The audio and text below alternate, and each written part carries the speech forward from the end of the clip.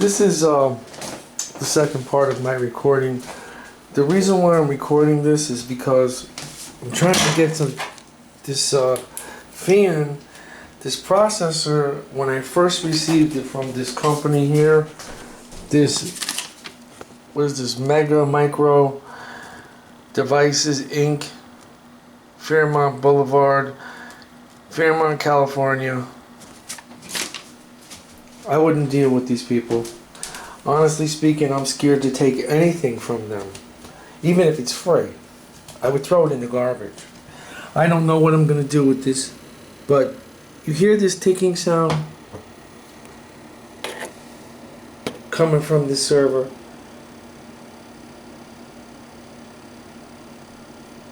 Hear that? You could probably turn your volume up and hear it. You can hear that, I'm sure.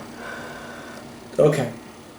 That's the fan. When it first went into the system board, it was racing like a stock car engine. Because of course I test the board before I'm going to put it into the case.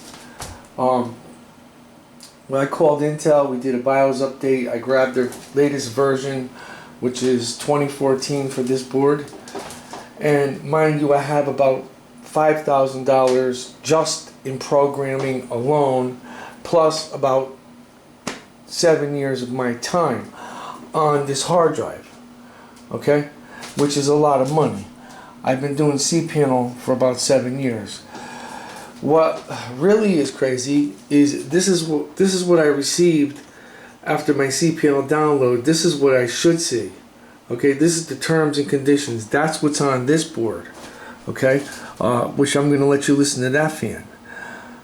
But when I downloaded to this server, which is the server processor that this man had given me, Mega Micro Systems, or Mega Micro Devices, whatever he calls himself, I did not get any terms and conditions.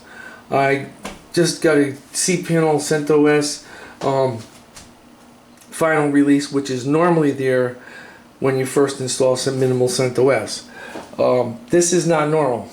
Okay, not to mention when I boot up the server, the display logo from Intel server is flashing, fuzzy.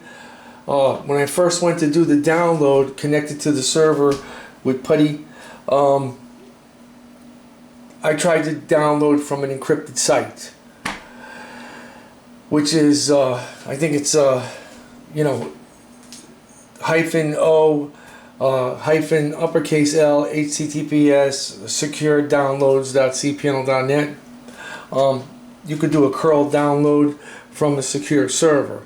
Well, when I tried that, my PuTTY screen went like lines of blur craziness, just like the boot up screen.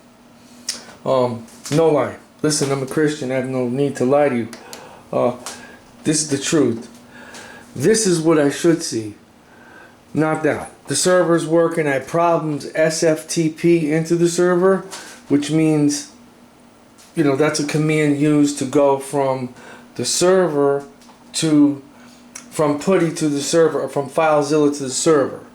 Or you use an SSH key. I could not use an SSH key. I could not connect to server. I'm using my own name server, so it does resolve to it. So I should be able to connect to it. The crazy thing here is I don't understand why the only way I can connect to the server is an IP, and if I take the host name out and try to reconnect again, I can't. So there's a corrupted file on the server somewhere. Now that I've spent 7 days hardening the server, plus I spent $65, and I've been doing cPanel for 7 years, and I never had to call cPanel. These servers over here were my older servers, and they ran fine, and they ran on boards like this. This Intel board, just basic Intel boards, but I started getting into server boards because they're more compatible.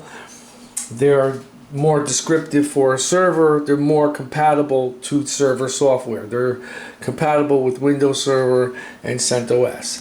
They're not compatible. These boards here are not made for servers. People use them as servers. They're not recommended. It's not a server board.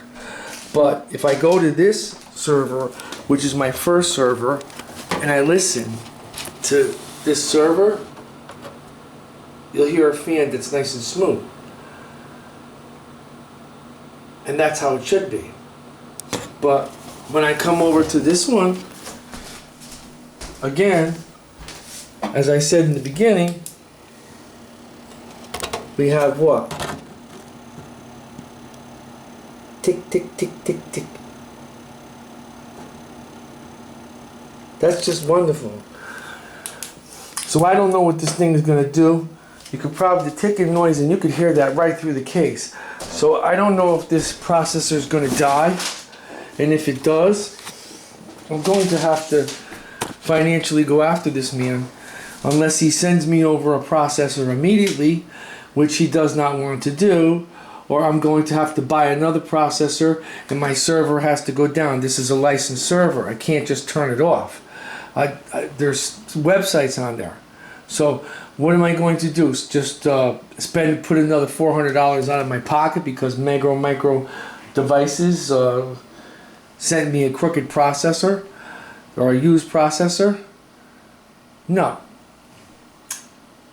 This is not fair to me, and I would like something done about this.